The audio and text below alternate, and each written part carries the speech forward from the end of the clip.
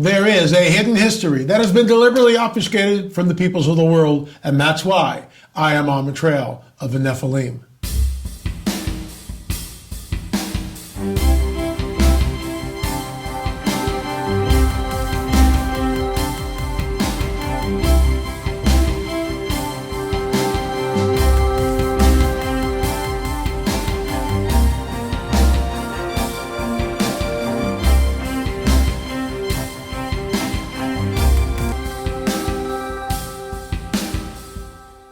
I am your intrepid host, L.A. Marzulli. Today is February 11th. We are in all week, and probably next week we're in Cusco, Sacsayhuaman, Ollantaytambo. We are in Peru, 2013. I think you'll find it absolutely interesting. You'll see the megalithic wall, and you'll see me with a close-up. I don't think we use this clip in the film, which is why this is fantastic, and we'll be showing it to you in just a minute. But first, a word from our sponsor, Virtual Shield. If you think today's technology is bad for privacy, virtual reality will be a nightmare. Not only is virtual reality addictive, it's also perfect for tracking everything a user does, sees, and feels in the virtual world, which will all be used to tailor laser-targeted advertisements towards them. Folks, we are toast. Tech giants will continue to steal as much private information from you that they can. This is why I won't get online without Virtual Shield. Otherwise, my private data is vulnerable to tech companies and hackers. Virtual Shield's VPN routes my data through encrypted virtual tunnels, which helps ensure no company or person can track me across the internet. I highly recommend Virtual Shield. Virtual Shield is offering 50% off plus a free 30-day trial for all new customers today. Just go to virtualshield.com/LA to start your free trial today. Folks, check it out, virtualshield.com/LA. I'll say it one more time, check it out, because everything that we just talked about is absolutely true. Virtual reality will become a nightmare, in my opinion. Once again, virtualshield.com/LA. Once again, look at the megalithic stones, and right after this clip that I show you, we will go into once again showing you the chisel, the bronze chisel, right? The copper bronze chisel on the andesite stone. If the Inca didn't build it, then who did? So here's the clip, and I'll run it right now.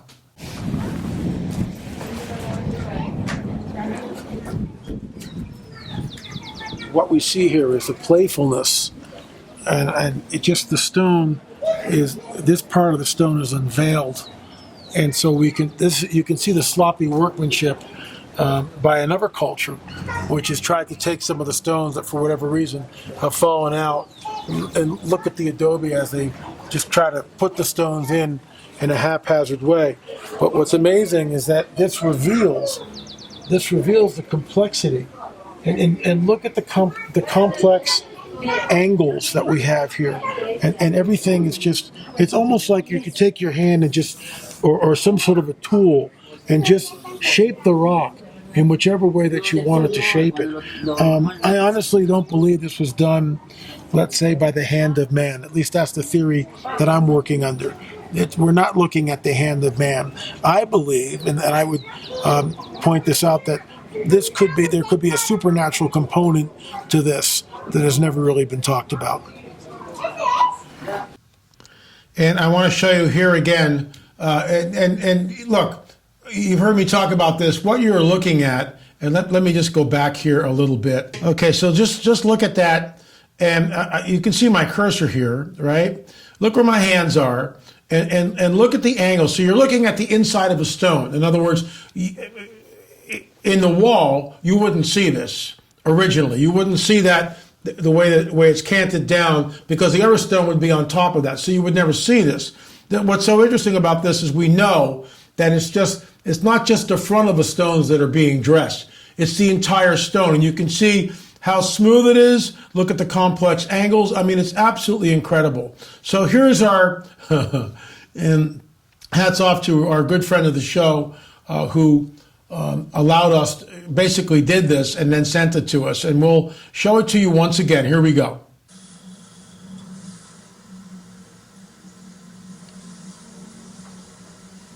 There's the chisel, plain to see. There it is, okay? And by the way, bronze is much harder than copper. The Inca didn't have bronze. They did not know how to make bronze. And now watch. This is just hysterical.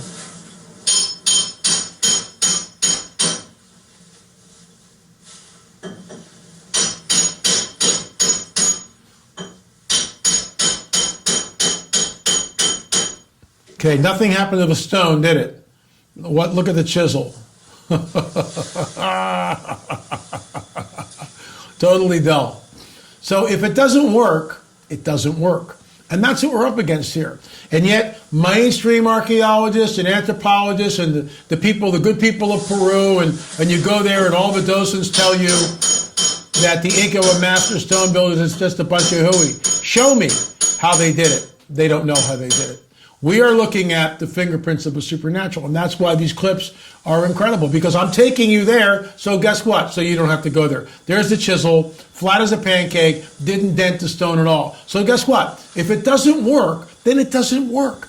Then you've got to look for another answer. Quit lying to us, for crying out loud. Quit lying to the peoples of the world, telling them, oh, there goes Swiper, he's on the ground.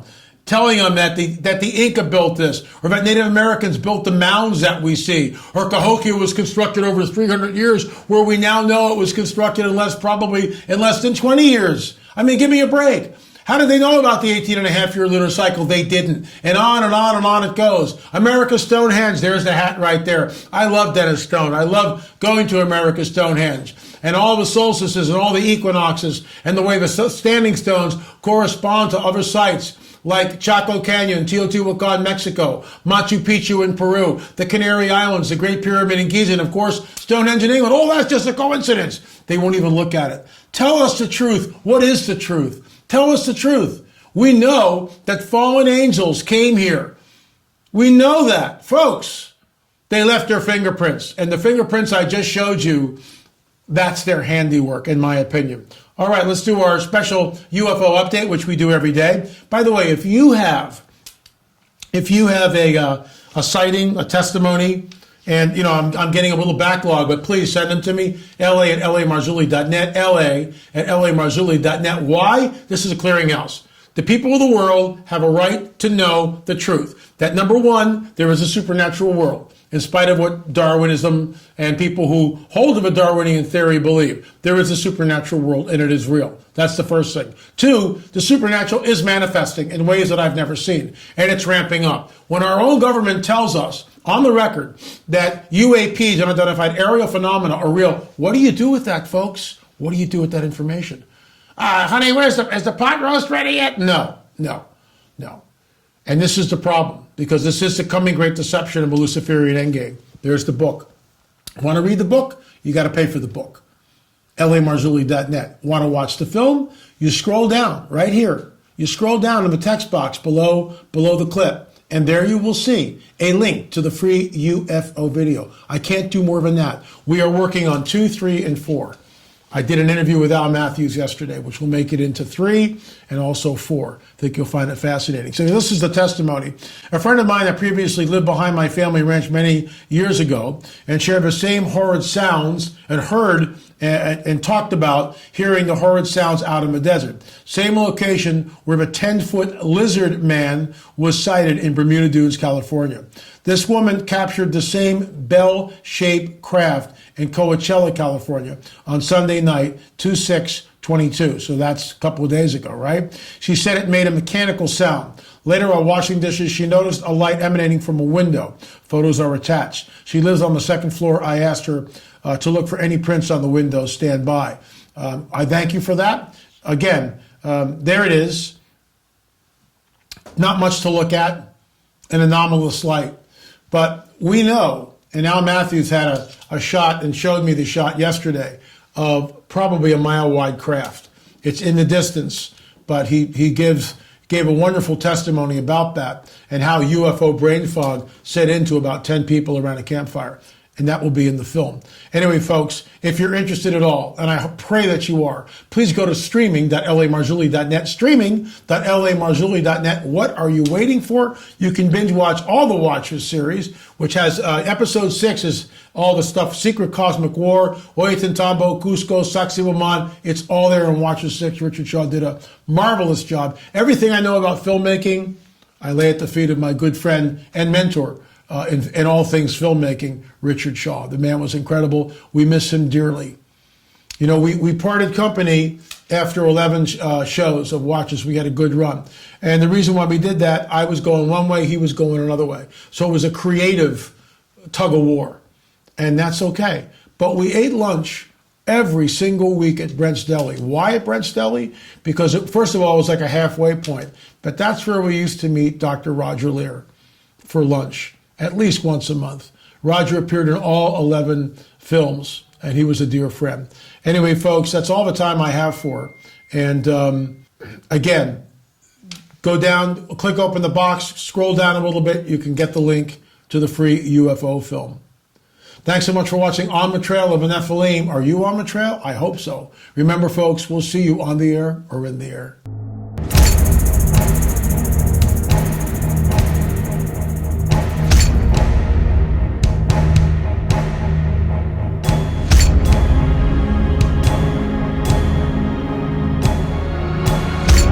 Alan Matthews, I've seen a UFO. I've seen a UFO. And I saw a UFO. A UFO.